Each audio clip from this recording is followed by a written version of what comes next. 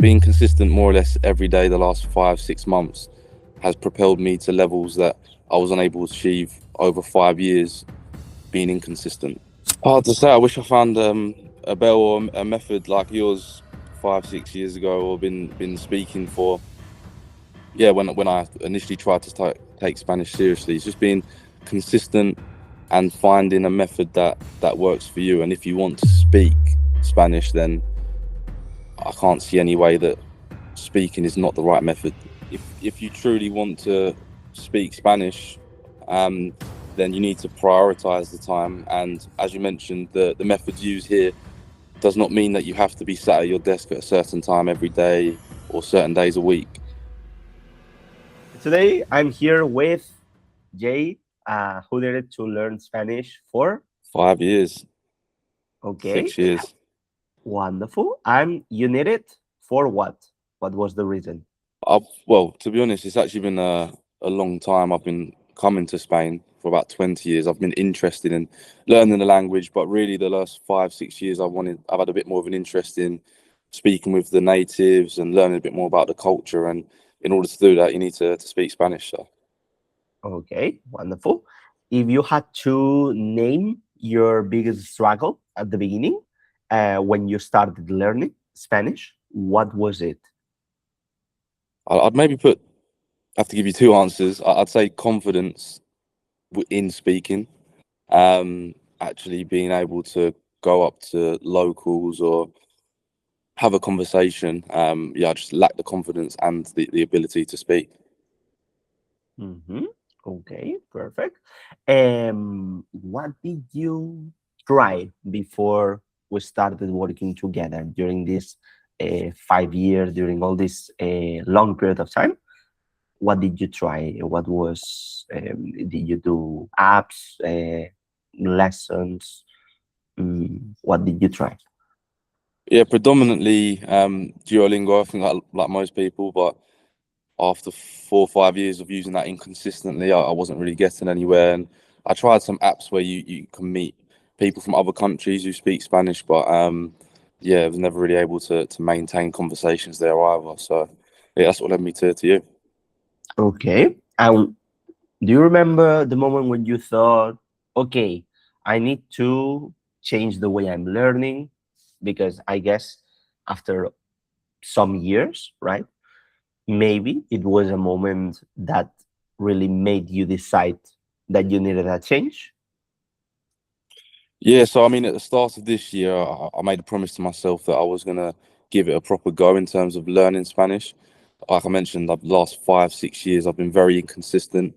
Maybe do 2, 3 month stints on Duolingo and be confident or be essentially feel like I'm heading in the right direction, but then for some reason or another, I'd fall off. So this year, I've been coming to Spain for 20 plus years. I've been trying to learn it for 5, 6 years, and yeah, I really need to give it a proper go now. Okay, wonderful. Remember when we when you first see me, what did you see in the method that we use that made you think, okay, maybe this is different, maybe I could try this? Yeah, sure. I mean, the key emphasis on your method is actually speaking, because most people who want to learn Spanish, myself included, and the wider network of people I've spoken with, they actually want to communicate with words, not to write books or to just text people in Spanish. So, in order to be able to speak the language, you need to practice speaking more, and that's what your method is all about. And I've noticed a lot of improvements with that. Okay. And what were you expecting to achieve in your first months? If you had an expectation about what to achieve when we started? It's hoping to be fluent within a month. I'm joking. So in the first month, just a bit more confident and be able to the next time I go to Spain, because I go frequently. I'm here now. Just to be able to have an initial conversation and have that confidence to start a conversation really, which I had. Perfect. So during our first months, what? did your practice actually look like? What were you doing with us?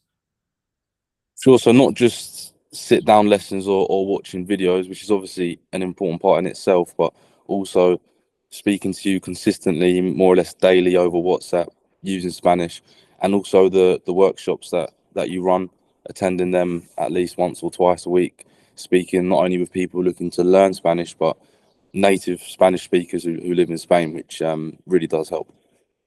Okay, perfect. Um, is there something that surprised you in a good or in a bad way about what we were doing? Yeah, I mean, with the workshop with the natives, it's a bit daunting at first, but it was very surprising how friendly and helpful not just the native teachers are, but the native students who are happy to correct you and don't come across in a condescending or a negative way. They really want to help, and they're happy when we help them as well. So it's just yeah, a roundabout of everyone helping each other. Well, people, I would say that the workshops is the part that people is more afraid about. You know, it's like at the beginning, they are like, "Oh my God, I'm going to be able to speak with natives every week," and they feel afraid about it. And it's in fact, it's the final goal, right? Because when Exactly. you want to speak Spanish, who do you want to speak Spanish with? It's like natives. So we are attacking directly the problem by putting you in front of what you want to do in the future, or what you want to be able to do in the future. So yeah, if you are alone, it's okay. But if you have the correct help, right? And always the spirit of natives is to be able to help you, not to judge you. I think nobody feels judged in the workshops, right? 100%. Hmm. So how did you, or no, what was your main problem if you had to name one? Like, for example, there's some people before starting, right? Or even during the process, there's some people that they don't have much time, or they say they don't have much time. There's some people that, well, they have other commitments. There's people that, I don't know, they have other type of problems. Do you remember any particular struggle that you were having? I think it was the sort of full turnkey solution, which is what you offer, which is like structure, speaking weekly, lessons, maybe that amalgamated into one. Because before I was learning and I was committed, but lacked consistency because there was no one to sort of hold me accountable, and maybe I didn't have regular networks to speak with. So I think just everything encompassed in one, really, just that structure. Hmm. Wonderful. So, well, yeah, because you were learning with apps, right? But in fact, there's no a lot of structure inside an app, because you don't know, you never know what. I mean, there's an order inside Duolingo or something.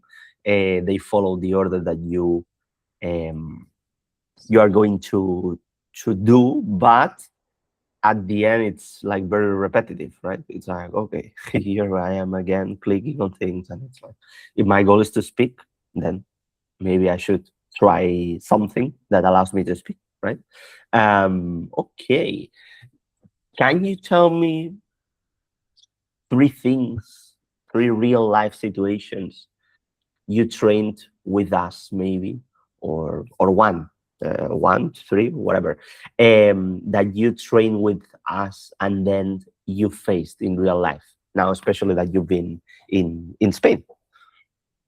Yeah, yeah, definitely. So obviously been practicing or been training with you guys for about 5 or 6 months now, and then I think about 3 4 months in, I went back to Spain, and yeah, for some reason I didn't try speaking Spanish too much. I was still a bit lacking confidence for some reason or another, and then that was a shift for me when I was like, I'm doing the training, I'm speaking on the workshops, and I need to believe in myself. So yeah, this time around I'm now in Spain. I've been here for the last 14 days, and I've been ordering meals, ordering my family's drinks, and speaking with natives. So yeah, that would be the biggest change, because I've been coming and practicing I'd say probably in the last 5 6 years I've been to Spain close to 20 times. But this is the first time I've properly spoken Spanish. So yeah, everything's going in the right direction. Wonderful. Do you remember like your first time where you said, okay, I did it? Like a first time where you have felt proud, or you have felt like this has worked.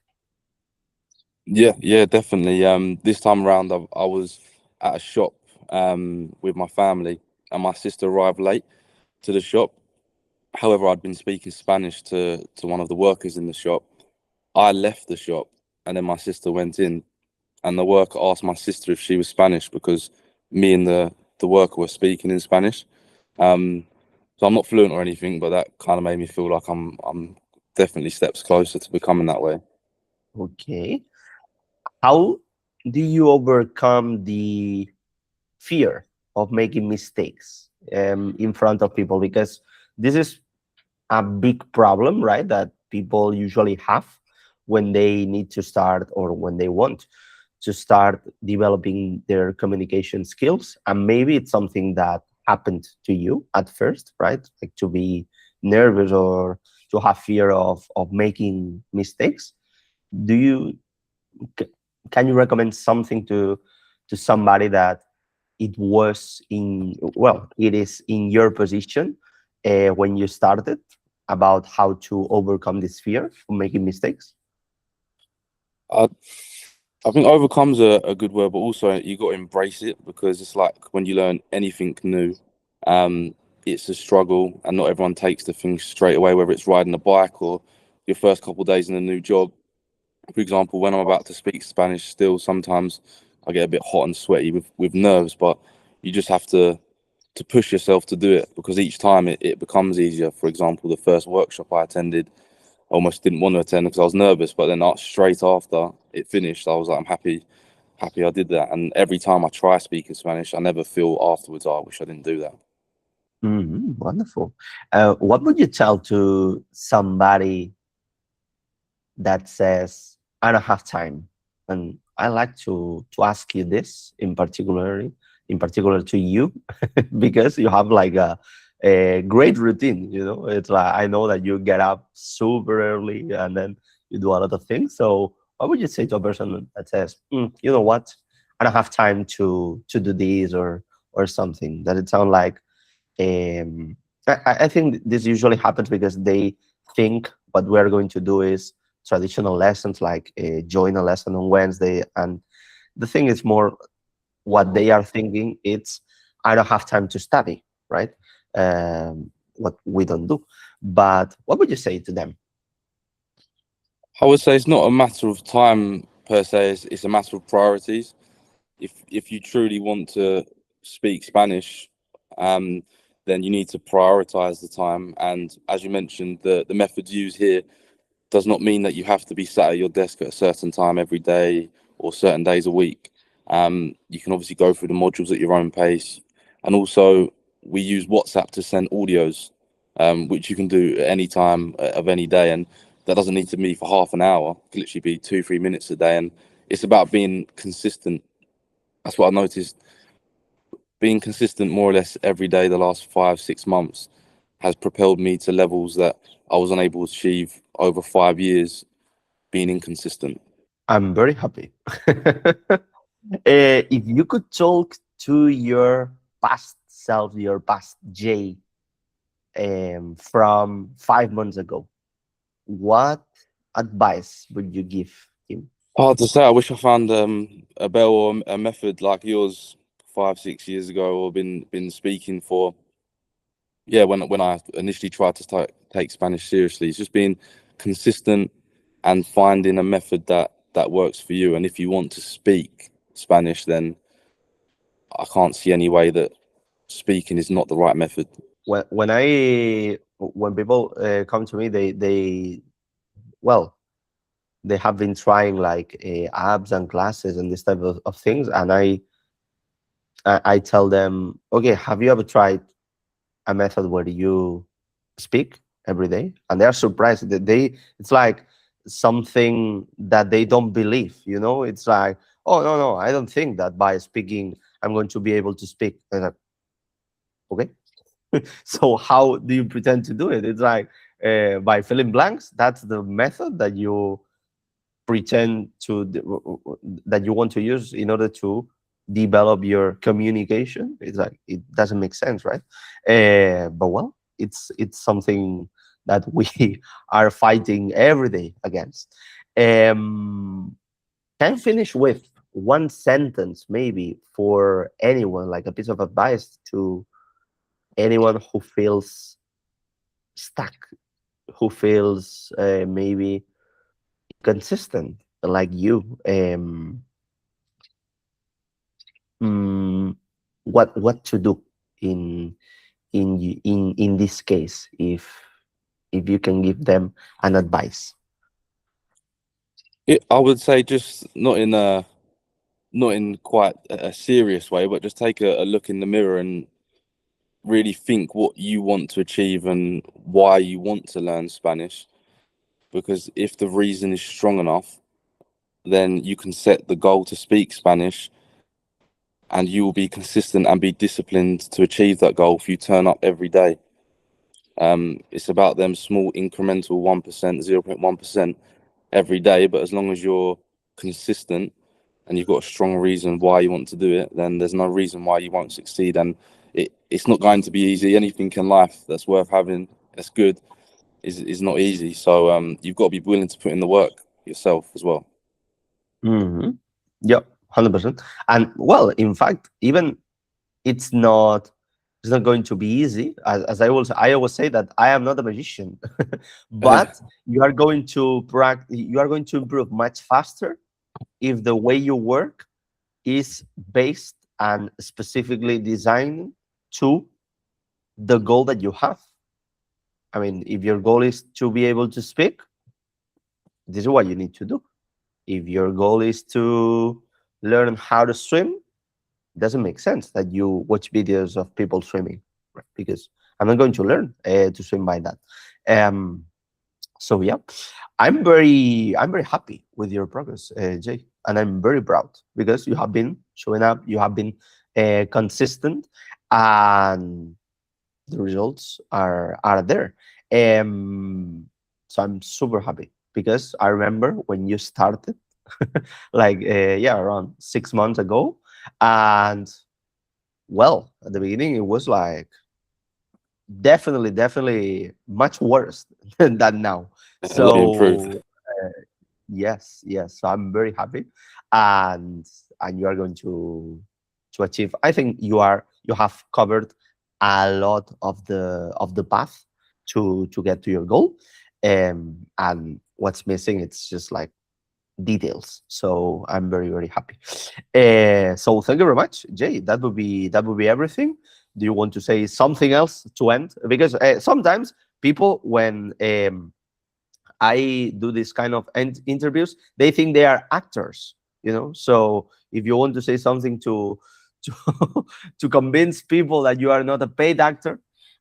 Or AI, so I get that sometimes. But no, thank you, Abel. And look, for anyone looking to really take that next step in Spanish, then Abel's your man, and up the Chelsea. Yoo-hoo!